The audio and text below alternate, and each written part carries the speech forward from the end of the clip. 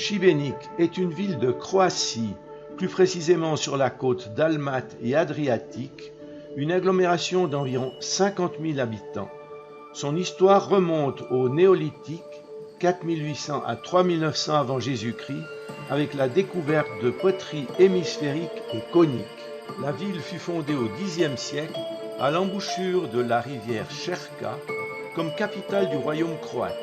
Elle se para peu à peu de solides fortifications qui résistèrent à l'envahisseur turc, mais pas aux Vénitiens et aux Autrichiens. La forteresse vénitienne de Saint-Nicolas du XVIe et XVIIe siècle est l'élément défensif principal avec celle de Saint-Michel sur la colline. Comme les autres cités de la région, elle subit par la suite la loi de l'Empire napoléonien, la présence italienne et son intégration à la République de Yougoslavie avant de rejoindre la Croatie indépendante en 1991. C'est la seule ville de la région qui fut fondée ni par les Grecs, ni par les Romains, ni par les Turcs, mais par un roi local. Avec son port le mieux protégé de la côte dalmate, la cité profite d'une industrie portuaire florissante.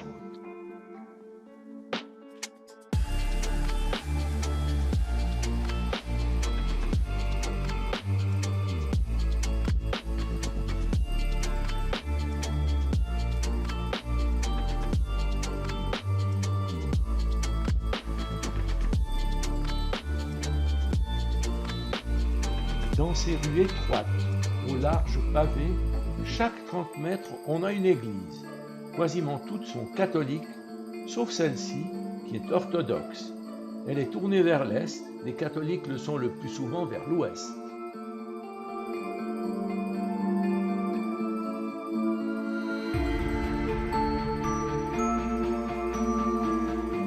Les maisons sont souvent en pierre de taille, surtout en style Renaissance. Il y règne une ambiance de calme, de sérénité, rien à voir avec sa grande sœur Dubrovnik. L'âge d'or pour Šibenik, ce furent les 15 et 16e siècles sous la domination vénitienne.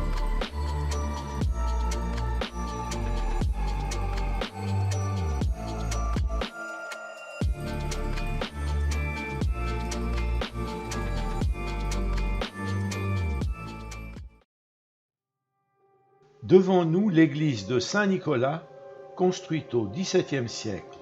Le saint est le protecteur des enfants, des marins, des pêcheurs.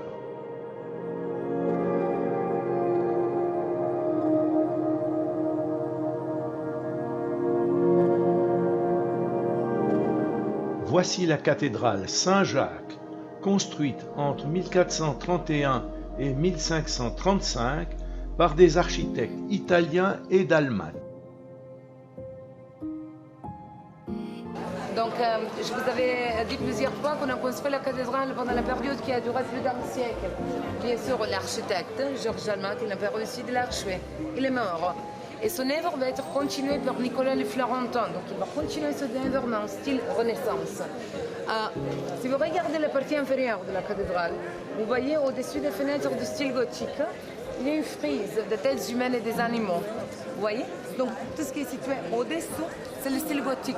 Tout ce qui est situé au-dessus, le style renaissant. Il a littéralement écrit « Les absides sont l'œuvre de Georges Almat ».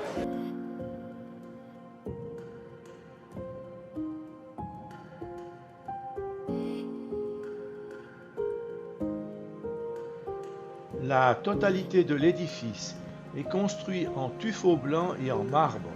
Ce dernier matériau provient des carrières de l'île de Brac.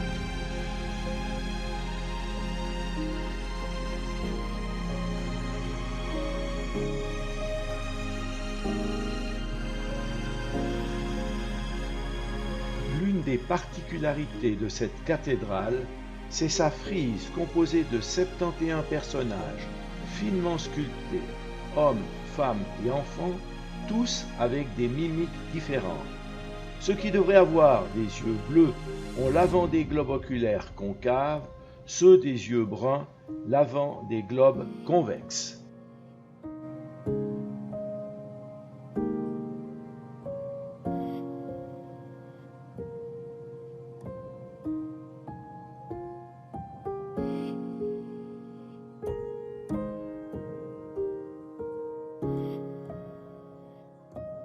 Le lion de Saint-Marc, symbole de la République de Venise, n'est jamais très loin.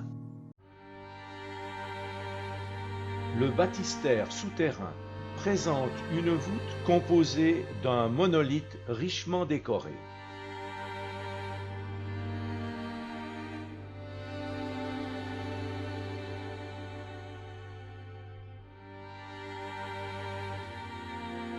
Première église Renaissance édifiée hors d'Italie, elle se distingue également par la construction de sa voûte sans l'aide de charpentes en bois, mais avec des pierres taillées sur mesure.